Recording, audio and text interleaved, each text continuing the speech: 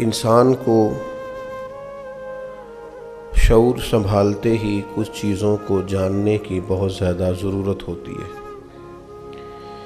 آپ بولنے کے لیے بھی کسی سے سیکھنے کی طرف متوجہ ہوتے ہیں، چلنے کے لیے بھی کوئی انگلی تھامتا ہے تو پھر انسان کو پیر جمانے کا سلیقہ سمجھ میں آتا ہے۔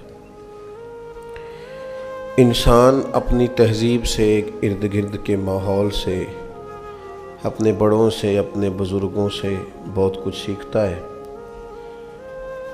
احوال زمانہ بھی اسے سکھاتے ہیں، لیکن اس کی اصل ذمہ داری یہ ہوتی ہے کہ وہ شعوری طور پر اپنے آپ کو طالب علم بنائے۔ اس کا معنی سمجھیں، طالب علم۔ آپ کیا ہیں؟ میں طالب علم ہوں، یعنی میں علم کو طلب کرنے والا ہوں، میرے اندر حصول علم کی طلب ہے، میں چاہتا ہوں کہ مجھے علم میسر آ جائے، مجھے کچھ مل جائے۔ طالب علم بن کر جب تک انسان وقت نہیں گزارتا اور جب تک وہ طالب علم کا صحیح معنی اور مفہوم نہیں سمجھتا، اتنی دیر تک اسے شعوری علم نہیں حاصل ہوتا۔ ہو سکتا ہے کہ بعض اوقات وہ حروف کے مد و جزر کو سمجھ جائے، جملہ بنانے کا طریقہ اسے آ جائے اور بہت ساری چیزوں کی ترکیب وہ کرنی شروع کر دے، لیکن شعوری علم جو انسان کو شعوری بلندی عطا کرتا ہے وہ اتنی دیر تک نہیں ملتا جب تک آپ ایک طالب علم نہیں بنتے۔ میں اور آپ جس دین کے ماننے والے ہیں، دین اسلام کا اگر کوئی دوسرا نام رکھا جا سکتا ہے تو دین علم ہے۔ نبی اکرم صلی اللہ تعالیٰ علیہ وآلہ وسلم نے فرمایا، علم کا طلب کرنا ہر مسلمان پر فرض ہے۔ ہم تو دروازہ رسول کے گدا ہیں، ہمیں تو محبوب اشارتاً فرما دیتے نا، علم طلب کرو، تو غلام کا کام تو غلامی کرنا ہے۔ ہم تو ٹوٹ کر ان راہوں کے مسافر بن جاتے ہیں جدھر کریم کی مرضی ہے، اور اگر حضور واضح لفظوں میں کہیں کہ علم کا طلب کرنا ہر مسلمان پر فرض ہے، تو جسے حضور فرض کریں اور اپنے غلاموں پر فرض کریں تو پھر گزرے ہیں ایسے لوگ جنہوں نے ساری زندگی اپنے آپ کو طالب علم بنا کے گزار دی۔ وہ شروع سے لے کر آخر تک، امام مالک رحمۃ اللہ علیہ کا جب وصال ہو رہا تھا اس وقت بھی وہ صحیح کے مسائل ایک عالم سے ڈسکس کر رہے تھے کہ صحیح جو صفا مروہ کی صحیح ہوتی ہے حج اور عمرے کے دوران، تو کیا وہ سواری پہ کرنا افضل ہے یا پیدل کرنا افضل ہے، اور کس صورت میں سواری پہ کرنا افضل ہے؟ کیوں؟ اس لیے کہ ان لوگوں نے شعوری طور پر طے کر لیا تھا کہ ہمیں ہمارے نبی پاک علیہ السلام نے طلب علم کا کہا ہے تو ہم عمر گزار دیں گے اس رستے میں جو رستہ ہمیں مدینے والے محبوب نے بتایا ہے۔ ہمارے مزاج اور شعور کے اندر علم کی طلب کا مزاج نہیں، اور علم کی ضرورت کتنی ہے۔ مکہ کے جو حالات ہمارے ہاں بیان ہوتے ہیں اور جو کتابوں میں لکھے ہیں، ان سے اب میرا خیال ہے ہر مسلمان آگاہ ہے۔ سخت حالات، کڑوے حالات، تلخ حالات، اور ہیں تلخ بہت بندہ مزدور کے حالات، غریبوں کے لیے بڑی مشکلات، ماں باپ تکلیف کا شکار، عورتیں غلام جانوروں کی طرح بکتے، عجیب بے ہنگم سا معاشرہ اور عجیب ظلم و ستم کا بازار گرم، اور سب سے بڑا مسئلہ شرک کا، کفر کا، بتوں کو پوجنے کا۔ آسمان کا زمین سے جو پہلا رابطہ ہوتا ہے اور جو پہلی وحی غار حرا میں آتی ہے، وہ نہ تو یہ کہتی ہے توحید پہ عمل کرو، نہ یہ کہتی ہے عورتوں کو حق دو، نہ اس وحی میں یہ حکم ہوتا ہے۔ وہ ساری باتیں بھی ہیں، اپنے وقت پر آئیں گی، لیکن جو پہلی وحی غار حرا میں آتی ہے وہ آتے ہی کہتی ہے اقرا، پڑھو پڑھو پڑھو۔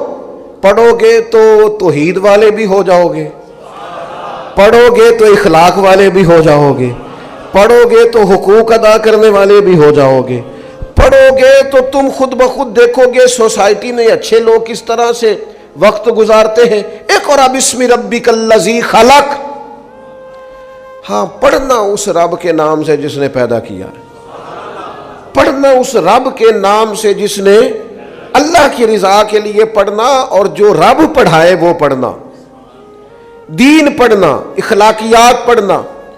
اور اس سے نتیجہ کیا نکلے گا؟ اس سے نتیجہ یہ نکلے گا کہ سارا معاشرہ سنور جائے گا۔ بعض اوقات تکلیفیں بہت ساری ہوتی ہیں لیکن ان کا حل ایک ہوتا ہے۔ تکلیفیں بہت ساری ہوتی ہیں، خواجہ غلام فرید صاحب رحمۃ اللہ علیہ نے فرمایا تھا درد میرے زیادہ ہیں لیکن اس کا حل ایک ہی ہے۔ 100 بار چڑھی کوٹھے تے اتری 100 واری، متاں والے متاں دیندے تے ہن تے متاں نے بھی مت ماری، جتنا میں علاج کراواں اونی ودی جائے بیماری۔ تو حل کیا ہے؟ کہنے لگے ہن تے ماہی کول بلا لے، چل تو جتیا تے میں ہاری۔ پھر فرمانے لگے کہ حکیماں طبیباں دے وس دی یہ گل نہیں، تے میری مرض دا ہور کوئی بھی حل نہیں، وکھا جا تو صورت تو پیاری، آ میرے ڈھولا میں کراں بیٹھی زاری۔ مسائل زیادہ ہوتے ہیں، حل ان کا حل یہ ہوتا ہے کہ تو کبھی آ جائے نا، تو جس راہ چل دیے ہیں کوچے بسا۔ اندھیرے زیادہ ہوتے ہیں بعض اوقات۔ ایک تو یہ کہ آپ کمرے میں داخل ہوئے تو اس میں آپ کا پیر ٹکرایا کسی چیز سے، کیونکہ کمرے میں اندھیرا تھا، پیر زخمی ہو گیا۔ پھر تھوڑا آگے بڑھے تو آپ کو محسوس ہوا بچھو بھی پھر رہا ہے۔ پھر اب ذرا اور آگے بڑھے تو آپ کو محسوس ہوا کہ کہیں تھوڑی نمی بھی ہے کمرے میں، کسی وجہ سے کوئی بارش اپنا اثر چھوڑ گئی ہے۔ اب چونکہ کمرے میں اندھیرا تھا تو یہ ساری تکلیفیں تھیں۔ ان ساری تکلیفوں کا حل کیا ہے؟ ایک، روشنی کرو کمرے میں۔ اس میں آپ روشنی کرو گے تو آپ کو محسوس ہو جائے گا پیر سے ٹکرا کیا چیز رہی ہے، اور آپ روشنی کر کے دیکھیں بچھو شچھو چوہے شوہے تو ویسے ہی بھاگ جاتے ہیں سارے، ان کو تو چاہیے بھی صرف اندھیرا ہی ہوتا ہے۔ چور شور سارے دنیا میں جتنے اندھیرے ہیں، جتنی طاغوت ہے، جتنا ظلم ہے، جتنا جبر ہے، جس قدر تکلیف ہے، ان سب کا علاج روشنی ہے۔ روشنی کون سی؟ علم کی روشنی۔ اقرأ بسم ربک الذی خلق، تم علم کا دیا جلا دو، اندھیرے خود بخود دور ہو جائیں گے، تم محسوس کرو گے ہر چیز ٹھیک ہو گئی۔ لیکن میں کہہ چکا ہوں کہ آپ شعوری علم حاصل کریں، علم اپنی تربیت کے لیے حاصل کریں۔ ایک بڑی تکلیف کی بات نہیں کہ بندہ ڈگریاں حاصل کرے اور امتحانات گاہ میں جائے اور کئی سال تعلیم حاصل کرے، کتنے سارے اساتذہ کے سامنے بیٹھے، کتنی ساری کتابیں پڑھے، اور آخر میں اس سے پوچھا جائے تو نے کرنا کیا ہے، تو کہتا میں نے نوکری کرنی ہے۔ اتنی ساری ڈگریاں نوکر بننے کے لیے لی تھی۔ میں اس لفظ نوکری پر اعتراض نہیں کر رہا، آپ کو سمجھا رہا ہوں۔ نوکری جو آپ اپنے وطن میں ملک میں رہ کے کرتے ہیں وہ تو اعزاز کی بات ہے، خدمت کا ایک ذریعہ ہے، لیکن آپ کی سوچ تعلیم کے بعد جو ہونی چاہیے وہ کیا ہونی ہے کہ میں اتنا کچھ کرنے کے بعد نوکر بننا چاہ رہا ہوں۔ آپ تھوڑا سمجھے تو صحیح نا۔ آپ نوکری ویسے کریں، خدمت خلق کریں، آپ ڈیوٹی سمجھ کر نوکری کریں، لیکن اس علم کی بنیاد پر نوکری نہیں کرنی۔ علم تو اس لیے حاصل کرنا ہے کہ مخلوق خدا کی خدمت کرنی ہے، دین کے لیے ڈیوٹی دینی ہے اور اللہ کی رضا تلاش کرنی ہے۔ شعوری علم حاصل کریں، شعوری۔ ہمارے ہاں شعوری علم کا میں نے جو نوکری کرنی ہے، او بھائی نوکری تو کار اچھی بات ہے، لیکن تو ذہن کیا بنا رہا ہے؟ پڑھ لکھ کے تو بندہ نوکر نہیں نہ ہوتا، پڑھ لکھ کے تو وہ بادشاہ ہوتا ہے۔ تعلیم تو بادشاہ، اور میں نے ایسے پڑھے لکھے لوگ دیکھے ان کا آفیسر کم پڑھا لکھا ہے، وہ بظاہر نوکری کر رہے ہیں، لیکن وہ افسر صاحب بلا کے کہتے ہیں پتر ذرا دسویں کی ہے، تو وہ عطا بن ابی ربی، بات یاد آ گئی، عطا بن ابی ربی نابینا تھے، اور ایک ہاتھ بھی ان کا کام نہیں کرتا تھا تو ایک پیر بھی کام نہیں کرتا تھا، آنکھیں بھی کوئی نہیں، ہاتھ بھی کوئی نہیں، لیکن محدث بہت بڑے تھے۔ تو بادشاہ وقت جب ملنے کے لیے گیا نا، تو چونکہ ان کو نظر نہیں آتا تھا تو آگے لوگ بیٹھے ہوئے تھے تو بادشاہ پیچھے بیٹھ گیا، تو بادشاہ پیچھے سے سوال پوچھتا، حضرت عطا بن ابی ربیع سے، محدث ہیں، پیچھے سے سوال پوچھتا، حضرت یہ بتائیے گا، تو فرمانے لگے تو چپ کر، پہلے جو سامنے بیٹھے ہیں ان سے تو بات کر لوں. تو پیچھے سے لقمے دیے جا رہا، حضرت چپ کر، ان کی تو سن لوں. وہ بادشاہ ہے، اگرچہ یہ رعایا ہے، میں جو سمجھانا چاہ رہا ہوں اس کو آپ سمجھیں. اس کے 3 بیٹے بھی ساتھ تھے. اس نے پھر کہا حضور ایک مسئلہ پوچھنا تھا. فرمایا تمہیں کہا نا باری کا انتظار کر. وہ سب لوگ فارغ ہوئے تو حضرت نے اشارہ کیا کہ یہ جو بندہ پیچھے بول رہا تھا نا، اسے آگے بلاؤ. اور جب وہ آگے بلایا، حضرت نے سوال پوچھا تو اس نے کیفیت دیکھی، رنگ بھی ذرا ظاہری طور پہ کالا تھا، آنکھوں میں روشنی ویسے کوئی نہیں، ہاتھ اور پیر ایک ویسے کام نہیں کرتا. بادشاہ سامنے آ کے پوچھا، مسئلہ سنا، واپس گیا تو جا کر کے اس نے پتہ کیا کہا اپنے بیٹوں سے، کہنے لگا پتر، بادشاہ ہونے کے باوجود اس ذلت کو کبھی نہیں بھلاؤں گا، اور تمہیں ایک مشورہ دوں گا، بادشاہ بننا نہ بننا لیکن عالم ضرور بننا. اس لیے کہ بادشاہ ہو کر، آفیسر ہو کر، بڑا ہو کر بھی اگر کسی کے سے آ کے مسئلہ پوچھنا ہے کہ یہ ذرا بتانا، لوگ نکما بچہ لا کے دیتے، کہتے جی یہ نہ کام کردا جے تے نہ کدھرے پڑھدا جے، تے اسی تے گاہک بھی نکمے نہیں آنا. ہاں جو کام کے ہو جاتے ہیں وہ تو ویسے بھی تھوڑا ادھر ادھر نکل جاتے ہیں.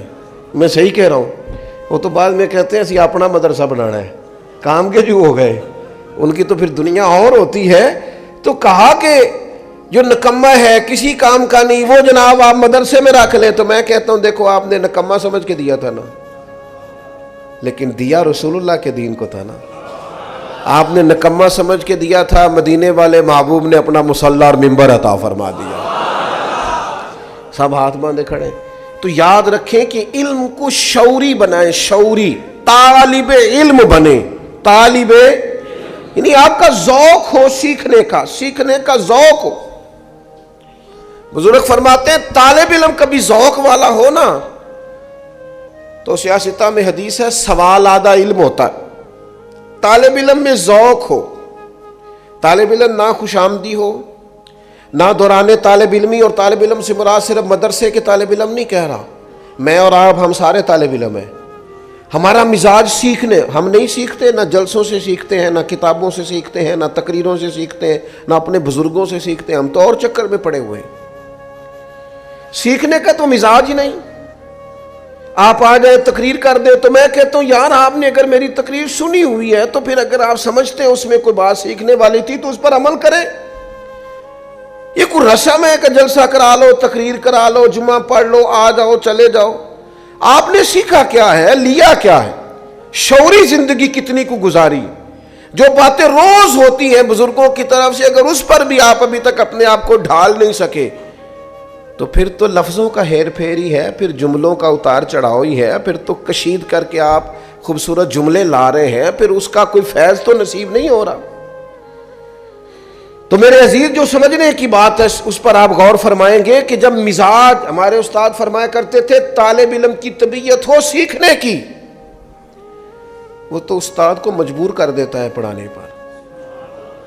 استاد مجبور ہو جاتا ہے کہ انہیں پڑھانا ہے. یار یہ تو بڑا سونا یاد کر کے آتا ہے، بڑا مزہ ہے، یہ تو سوال قائم کرتا ہے. نبی پاک علیہ السلام نے حضرت عبداللہ ابن عباس کو دعا دی تھی، اللہ تجھے علم و حکمت عطا کرے. پر یہ دعا پتہ کب دی تھی؟ جب انہوں نے حضور کی خدمت کی. وضو کے لیے پانی رکھا، بخاری میں موجود ہے، نبی پاک کے لیے وضو کا پانی رکھا تو کریم فرمانے لگے کس نے رکھا ہے؟ تو سیدنا بلال کہنے لگے حضور حضرت عبداللہ ابن عباس نے بڑا ہی شوق ظاہر کیا، بڑا شوق کہ میں خدمت کرنا چاہتا ہوں، تو انہوں نے پانی رکھا ہے. تو نبی پاک نے پھر دعا دی، خدمت پر دعا دی، کہا ہے اللہ اسے علم و حکمت عطا فرما. حضرت عبداللہ ابن عباس بڑے گھرانے کے آدمی تھے، حضور کے چچا زاد تھے، لیکن اپنے استادوں کے پاس جب جاتے تھے، صحابہ سے احادیث لینے جاتے تھے. حضرت ابی بن کعب رضی اللہ تعالیٰ عنہ، حضرت زید بن ثابت رضی اللہ تعالیٰ عنہ، ان کے گھروں میں جب جاتے تھے نا، میں نے کہا کہ مزاج نہیں ہے ہمارا سیکھنے کا، ہم شعوری طور پر سیکھنا، ہم تو پروٹوکول کی مصیبت میں پھنسے ہوئے ہیں. ہمارا اعزاز ہی بڑا ہے، شان کے ساتھ جینا چاہتے. تو اگر کسی جگہ خادم نہیں ہے نا تو یاد رکھنا زندگی میں کبھی تیری خدمت کوئی نہیں کرے گا۔ اگر تو کسی جگہ کا طالب علم نہیں ہے تو یاد رکھنا کبھی استاد نہیں بنے گا۔ اگر کسی جگہ تیرا شملہ جھکتا نہیں ہے تو پھر یاد رکھنا اسے عروج اپنے بڑوں کے سامنے جو لوگ زانوے تلمس طے کرتے ہیں وہی عروج پاتے۔ تو حضرت عبداللہ ابن عباس حضرت ابی بن کعب کے گھر سیکھنے جاتے تھے تو کہتے میں نے کبھی دستک نہیں دی استاد کے دروازے پہ، میں آ گیا، میں ان کا دروازہ چھوڑ کے ان کے گھر کے قریب ایک کونے پہ بیٹھ جاتا تھا۔ وہ جب مرضی سے آئیں گے نا اور گزریں گے نا تو عرض کروں گا مہربانی فرمائے مجھے کوئی سکھا دے۔ فرماتے ہیں وہ اپنی مرضی سے آتے گزرتے، اور کئی دفعہ اس طرح بھی ہوتا کہ میں چونکہ ان کا گھر صحرا میں تھا تو ٹھنڈی ہوائیں مدینہ شریف کو چوم کے گزرتی تو ریت اڑ کے میرے بالوں میں پڑ جاتی اور دھاڑی میں پڑ جاتی، لیکن میں بیٹھا ہوں۔ وہ آ کے کہتے ہو میرے محبوب کے چچا زاد یہ کیا کرتے ہو؟ آپ دستک دے لیتے، میں اندر فارغ ہی تھا، آ جاتا تو فرماتے کہتے دستک دیتا، میں تو سیکھنے آیا ہوں نا، اور جس سے سیکھا جائے اسے تکلیف نہیں دی جاتی۔ آپ جب مرضی سے آئیں گے تو بات ہو جائے گی۔ اس مزاج سے طلب علم ذوق اور سیکھنے کا ذوق ہو، آپ سیکھیں، آپ کی طبیعت اس طرح کی ہو کہ آپ روز، ہماری زندگی شعور میں نہیں گزرتی۔ میں صحیح بتاتا ہوں آپ کو، میں آپ کو صحیح بتاتا ہوں، گھروں میں سب سے زیادہ مسئلہ ازدواجی زندگی کا ہوتا ہے، لیکن جنہوں نے 3 مہینے پہلے فرنیچر کا آرڈر دیا ہے اور 1.5 مہینہ پہلے شیروانی کا آرڈر دیا ہے نا، اور اتنا پہلے شادی کی تیاری اور 3 ماہ پہلے ہال بک کرائے ہیں، وہ یہ پسند ہی نہیں کرتے کہ ہم اپنے بیٹے اور بیٹی کو کسی عالم کے اور بیٹی کو کسی معلمہ کے پاس لے جائیں اور انہیں بتائیں کہ ازدواجی زندگی کیسے گزارنی، مسائل دین سیکھ لیں، شعور ان کو آ جائے، انہیں سمجھ آئے حقوق زوجین کیا ہیں۔ اور بعض لوگوں کا پڑھے لکھے ہونے کا دعویٰ ہے، ان کے پاس بھی ڈگری ہے لیکن شعوری علم موجود نہیں ہے۔ اپنی زندگی میں اس کو طاری کریں، آپ سیکھیں، ہر شعبے میں آپ سیکھیں، آپ غور کریں کہ اس پر اسلام مجھے کیا کہتا ہے۔ یہاں مجھے اسلام تھوڑی کہتا ہے کہ سارے چھوڑ کے عالم بن جائیں، اسلام کہتا ہے تجارت ضرور کرو، لوگ تجارت کریں، پر تجارت کے قاعدے سیکھیں، دین تجارت کس طرح بتاتا ہے۔ آپ محنت مزدوری کریں لیکن اس کے طور طریقے سیکھیں۔ آپ جو بھی زندگی میں کام کریں بس آپ اس کے مد و جزر سے آگاہ ہو جائیں، آپ کو سمجھ آ جائے گی، آپ کو سمجھ آ جائے گی کس طرح کر کے چیزوں کو لے کے چلنا ہے۔ تو شعوری زندگی سیکھیں اور اپنے فرائض کو اچھی طرح سمجھیں، اور جب آپ دین کا علم سیکھیں تو آپ اس لیے سیکھیں کہ تربیت ہو۔ ہمارے ہاں بڑی عجیب سی صورتحال بن گئی ہے، میری طرح کے بہت سارے لوگ تو کئی دفعہ دل کرتا ہے کہ چپ کر جائیں، کچھ باتیں خاموش ہو جائیں، اس لیے کہ ان پہلوؤں کو بھی چھیڑ دیا گیا ہے جن کو چھیڑنے کی کوئی ضرورت نہیں تھی۔ کچھ زیادہ سیانے لوگ آئے ہیں جنہوں نے کچھ اس طرح کی باتیں بھی چھیڑ دی ہیں جن کا ان سے کوئی تعلق۔ مجھے بتائیے آپ دیانتداری سے، قبر میں آپ سے یہ سوال ہوگا کہ حضرت موسیٰ علیہ السلام کی والدہ کا نام کیا تھا؟ ایک شخص نے ایک عجیب سوال ایک دفعہ پوچھ لیا، کہنے لگا جس کنگھی سے نبی پاک علیہ السلام کنگھا فرمایا کرتے تھے، کوئی بتا سکتا ہے کہ اس کے دندانے کتنے تھے؟ اور میں نے کہا اتنی مشقت میں تو دین ڈالتا ہی نہیں بندے کو، آپ پہیلیوں پہ چلے گئے ہیں۔ آپ شعوری تعلیم حاصل کریں جس سے اخلاق سنورے، کردار سنورے۔ یہ آپ کن چیزوں میں اپنے آپ کو لے کر کے جا رہے ہیں؟ آپ اس چیز کو اس حد تک رکھیں۔ وہ بیٹھتا تھا نا ایک شخص امام مالک کے پاس، تو سارے لوگ سوالات پوچھتے تھے، تو امام صاحب رحمۃ اللہ علیہ نے ایک دن اس سے کہا کہ یار تو کوئی سوال نہیں پوچھتا، تو اس نے کہا چلو میں ابھی پوچھ لیتا ہوں۔ کہنے لگا بتائیں روزہ کب کھولنا ہے؟ تو آپ نے فرمایا جب سورج غروب ہو جائے۔ تو کہنے لگا اگر ساری رات سورج ہی غروب نہ ہوا تو امام صاحب فرمانے لگے تیرا چپ رہنا ہی بہتر ہے۔ وہ کون سی رات ہے جو رات بھی ہو جائے اور ساری رات گزر بھی جائے اور اس میں سورج بھی غروب نہ ہو؟ تو چپ ہی رہا کر۔ اس لیے کہ کچھ لوگ تعلیم نہیں چاہتے، پہیلیاں چاہتے ہیں۔ جی میں جیویاں مولویوں نے مسئلہ پوچھا، میرا کسی حل نہیں کیتا۔ کیا وضو کا مسئلہ پوچھا آپ نے؟ غسل کا پوچھا ہے؟ تجارت کا پوچھا ہے؟ حلال حرام کا آپ نے تو پہیلی پوچھی ہے بھائی۔ آپ نے وہاں ایک ایسی بات چھیڑ دی ہے جس کی آپ کو ضرورت ہے. تو میں نے جہاں بات شروع کی تھی میں ابھی بھی وہیں پہ ہوں کہ شعوری علم جو ہمیں سوار دے، جو ہمیں سمجھا دے. اگر تیرے پاس دین کا علم ہے اور تو سمجھتا ہے کہ تو نے دین کا علم شعور کے لیے سیکھا ہے، تو پھر تو نے سیکھ لیا ہوگا کہ رب اس کا راضی ہوتا ہے جس کا باپ راضی ہوتا ہے. پھر تو نے سیکھ لیا ہوگا نا کہ حضور نے فرمایا میں اسے مومن نہیں مانتا جو خود پیٹ بھر کے کھائے اور اس کا پڑوسی بھوکا سو جائے. پھر تو نے یہ شعوری علم سیکھ لیا ہوگا کہ نبی پاک علیہ السلام نے فرمایا ہے کہ تم میں سے بہترین وہ ہے جو اپنے اہل خانہ کے حق میں بہتر ہے. پھر تو تم نے یہ سیکھ لیا ہوگا نبی پاک علیہ السلام کا فرمان کہ قیامت کے دن میرے سب سے زیادہ قریب وہ ہوگا جس کے اخلاق زیادہ اچھے ہوں گے. تو بھئی اگر آپ نے یہ چیزیں سیکھ لی ہیں اور آپ کا ان پر عمل ہے تو پھر اس کا مطلب ہے آپ نے شعوری زندگی گزارنی شروع کر دی ہے. لیکن تقریر آپ سے کہا جائے تو آپ 6 گھنٹے کی بھی کر لیتے ہیں، 9 گھنٹے کی بھی کر لیتے ہیں اور 2 گھنٹے کی بھی کر لیتے ہیں. لیکن اگر آپ کو عمل کی بات پوچھی جائے تو اس میں آپ صفر نکلتے ہیں. تو اس کا مطلب ہے الفاظ تو سیکھے ہیں پر شعوری علم حاصل ہے. نبی پاک علیہ السلام نے فرمایا نکلو، علم کے لیے نکلو. میں ایک اور بات آپ سے عرض کروں،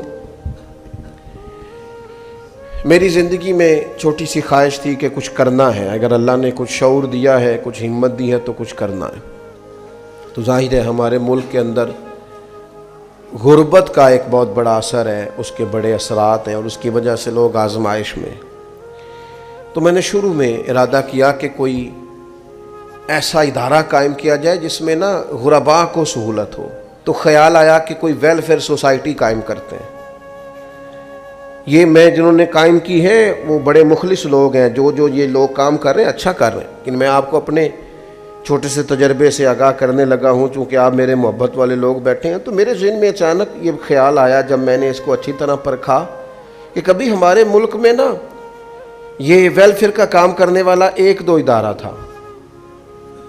اب وہ ادارے سینکڑوں ہیں، لیکن جس طرح دینے والے بڑھ رہے ہیں اسی طرح لینے والے بھی بڑھ رہے ہیں. آپ جس سڑک پہ لنگر خانہ کھول لیں وہیں لنگر خانہ چل جاتا ہے. مجھے یوں محسوس ہوا کہ ہم نے نا لوگوں کو اس چکر پہ لگا دیا ہے کہ مانگو، اور وہ مانگنے والوں کی تعداد بڑھ گئی ہے. لہذا میں نے سمجھا جو کر رہے ہیں وہی ٹھیک ہے، ہمیں اس میں اضافے کی ضرورت اپنے طور کریں گے جو ہم سے ہو سکے گا. کر رہے ہیں لیکن باقاعدہ مروج کر کے. پھر میرا خیال تھا کہ کوئی یتیم خانہ اس طرح کا کوئی ادارہ اگر ہو جائے. تو وہ میں نے وہاں بھی کچھ شعوری وزٹ کیے تو میری سمجھ میں یہ آیا کہ ان بچوں کا ذہن بنا ہوتا ہے کہ ہم یتیم خانے میں رہتے ہیں اور ہمیں امداد کے پیسے آئیں گے، کوئی کپڑے دے کے جائے گا تو پہنیں گے. ایک شعوری طور پر وہ طے کر چکے ہوتے ہیں. اس کے بعد بھی چند ایک لوگ نکلے جنہوں نے بڑے کارنامے سر انجام دیے، لیکن وہ لوگ اس کے بعد بھی پختہ نہیں ہو پاتے. خیال ایک بن جاتا ہے. اور پھر جو لوگ وزٹ کراتے ہیں نا یا یتیم خانوں کا، وہ بھی ہر روز تو 4 بندے لے کے آتے ہیں اور ان بچوں نے انٹرویو بھی دینا ہوتا ہے کہ ہمیں کھانا بڑا اچھا ملتا ہے، پیار بڑا کیا جاتا ہے. تو بیچارے ویسے بھی بعض بچوں کو دیکھ کے تو تکلیف ہوتی ہے کہ یہ تو مشین بن گئے بیچارے، روبوٹ کی طرح بول رہے ہیں. اب کرنا کیا ہے ملک میں؟ اگر کوئی توفیق ہے تو کوئی خیر کا کام تو کرنا ہے نا. حل کیا ہے؟ 2 ہی حل ہیں جو شروع سے ہمارے بزرگوں کا طریقہ ہے. ایک یہ کہ تعلیم بالغاں کا بندوبست کیا جائے. تعلیم بالغاں کو طریقت اور شریعت کی زبان میں خانقاہ کہتے ہیں، جہاں بڑے لوگوں کے لیے تعلیم و تربیت کا بندوبست ہو، جو مستقل نہیں رہ سکتے، کبھی مہینے میں 1 دفعہ آئیں گے، کبھی ہفتے میں 1 دفعہ آئیں گے، کبھی. اس کو ہمارے بزرگ کہتے تھے خانقاہ ہے. ہم نے کیا کیا؟ ہم نے مزارات پروموٹ کیے ہیں اور پھر ان پر بھی اللہ تعالیٰ معاف کرے الا ماشاءاللہ سب جگہ نہیں، لیکن جو کچھ ہوتا ہے وہ بھی کسی سے مخفی نہیں ہے. خانقاہ کیا تھی کہ آپ لوگوں کی تربیت کریں. یہ تعلیم بالغاں کے لیے. اور جو بچے چھوٹے ہیں ان کے لیے کیا کیا جائے؟ اگر آپ نے کچھ کرنا ہے تو ان کے لیے تعلیمی ادارے قائم کرو. آپ مدرسہ بناؤ، اسکول بناؤ، کالج بناؤ، یونیورسٹی بناؤ. ہمارے ملک کی جو میں سمجھا ہوں سب سے بڑی ضرورت تعلیم ہے. آپ ان کو تعلیم دیں تاکہ اس بچے کا یہ مزاج، آپ مدرسے میں جتنے مرضی غریب گھر کے بچے کو داخل کر لیں، وہ کبھی نہیں سمجھے گا میں کسی ایسے ادارے میں آیا ہوا ہوں جہاں مجھے خیرات کا پیسہ ملتا ہے. وہ سمجھتا ہے میں تعلیم حاصل کرنے آیا ہوں. شعوری زندگی گزارو. اگر آپ کو دین پڑھنے کے باوجود بھی یہ سمجھ نہیں آئی کہ حلال کیا ہے حرام کیا ہے، اگر مکمل دین کے علوم کے بعد بھی حلال حرام کی تمیز تک ہی آپ نہیں پہنچے، تو پھر کتابیں بند کر دیں. پھر آپ یہ دعویٰ چھوڑ دیں کہ آپ کا مزاج علمی ہے. اس لیے کہ حلال حرام کی تمیز تو رب کریم نے انسان کی فطرت میں پیدا کر دی، فطرت میں پیدا کر دی. جو بچہ بالکل چھوٹا ہوتا ہے نا، ماں کے سینے سے دودھ لیتا ہے، اسے بھی کسی اور ماں کے قریب کیا جائے نا، اگرچہ اس کی ماں کی عمر کی ہو، تو اس عمر میں بھی کہتا ہے میں نے یہاں سے دودھ نہیں پینا، اس لیے کہ یہ میری ماں. بہت مجبور کر کے، قائل کر کے کسی کو عادی کیا جائے تو عادی کیا جائے، ورنہ بچے پینے کو تیار. تو شعوری علم دین کا حاصل کریں جو آپ کو سمجھائے. قرآن مجید نے کہا انما یخشی اللہ من عبادہ العلماء، فرمایا اللہ کے بندوں میں سے جو عالم ہیں وہ اللہ سے ڈرتے ہیں. علم کیا کرتا ہے؟ خشیت پیدا کرتا ہے. اسی لیے حضرت سیدنا عبداللہ ابن مسعود رضی اللہ تعالیٰ عنہ ارشاد فرمایا کرتے تھے کہ علم کوئی زیادہ باتیں کرنے کا نام تو نہیں، علم کثرت روایات کا نام تو نہیں، علم تو خوف خدا کا نام ہے. تیرے اندر کتنا کو ہے پتہ چل جائے گا تو کتنا عالم ہے. اور پھر حضرت عبداللہ ابن عباس رضی اللہ تعالیٰ عنہ اسی مقام پر خوب ارشاد فرماتے ہیں عالم تو وہ ہے جو اللہ کے حلال کو حلال جانے اور حرام کو حرام جانے. اور فرماتے ہیں عالم تو وہ ہے کہ جسے شعور حاصل ہو جائے کہ اللہ وحدہ لا شریک ہے، اس کے علاوہ کسی کی عبادت کرنا جائز نہیں ہے. اور فرماتے ہیں عالم تو وہ ہے کہ جو اس بات کا یقین کر لے کہ قیامت قائم ہوگی، حساب دینا پڑے گا، محاسبہ ہوگا، وہ عالم. اور نبی پاک علیہ السلام نے فرمایا علم کے رستے پہ نکل جانا، تعلیم علم کے لیے جد و جہد کرنا. حضور فرمانے لگے تم دین کے علم کے لیے نکل جانا، جب تک تم لوٹ کے نہیں آؤ گے تم اللہ کے رستے میں ہو. آپ کسی جگہ بھی جائیں، آپ جمعے کے لیے جائیں، آپ محفل کے لیے جائیں، لیکن مزاج پیدا کریں کہ میں طلب علم کے، کوئی تشریح میں جانے کی ضرورت نہیں، طالب علم کو سپورٹ کرنا شروع کریں. میں بڑے ذوق سے نعت سنتا ہوں، لیکن آپ نے اور میں نے مل کے نا، میں صرف آپ کے کھاتے میں نہیں ڈالتا، ہم نے قوالوں کو اور نعت خانوں کو اتنا پروموٹ کیا ہے کہ میں سوچ سمجھ کے کہہ رہا ہوں. اب آپ کے مشہور نعت خانوں میں سے کوئی بھی لاکھ پتی نہیں، یا کروڑ پتی ہیں یا ارب پتی ہیں. میں شعوری بات کر رہا ہوں مسجد میں بیٹھ کے.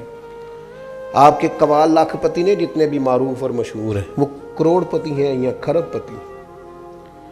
آپ نے فن کا مظاہرہ کرنے والوں کو سپورٹ کیا، علم کی ترویج کرنے والوں کو سپورٹ نہیں کیا. مزاج نہیں ہمارا. میں آپ کو بتاتا ہوں، محفل کرانی ہو نا آپ نے کہیں، تو آپ ابھی اعلان کریں تو 2 بندے کھڑے ہو، اتنی دے گے میری طرف سے، اتنی فلانی چیز میری طرف سے. اور اگر علم کو پروموٹ کرنا ہو، ملے ہیں کچھ لوگ لیکن زیادہ نہیں. کبھی نہیں کسی نے آ کے کہا یہ جناب اتنے لاکھ روپے کی کتابیں دیں طالب علموں کو لے کے، یہ پڑھیں. لائبریریاں قائم ہونی چاہیے.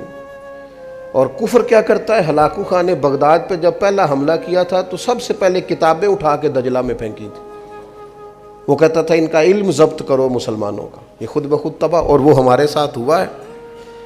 جاہلوں کو پروموٹ کیا ہم نے. عالم آپ تقریر کے لیے بلائیں گے تو اس نے تو اگلی محفل پہ نئی تقریر بھی تیار کرنی ہے، تو نعت خانے تو کوئی نہیں کرنی، اس کے پاس تو پوری 6 نعتیں تیار ہیں، ہر محفل میں وہی پڑھنی. تو پھر تو رواج یہ ہوگا کہ سورہ سیدھی کی جائے، تعلیم نہ حاصل کی جائے. اور جلسوں کا بھی آلموسٹ یہی حال ہے. میری یہ گزارش ہے آپ حضرات سے کہ شعوری طور پر علم کو سپورٹ کریں، آپ مزاج بنائیں. ہمارے جتنے بھی سکول ہیں دیہی علاقوں میں، ان میں جائیں، وہاں دیکھیں اساتذہ کیوں نہیں آ رہے. جب گورنمنٹ نے پیسے خرچ کر کے اسکول بنایا ہے تو کیوں وہاں کام نہیں ہو رہا؟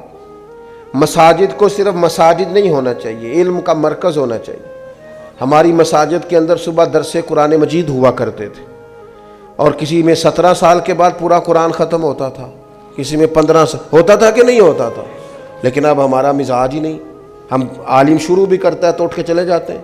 طبیعت نہیں رہی علم کی. اس کا نتیجہ کیا نکلا ہے کہ وہ ٹھیک ہے، قوم کو وہ شعوری طاقتیں میسر نہیں ہیں.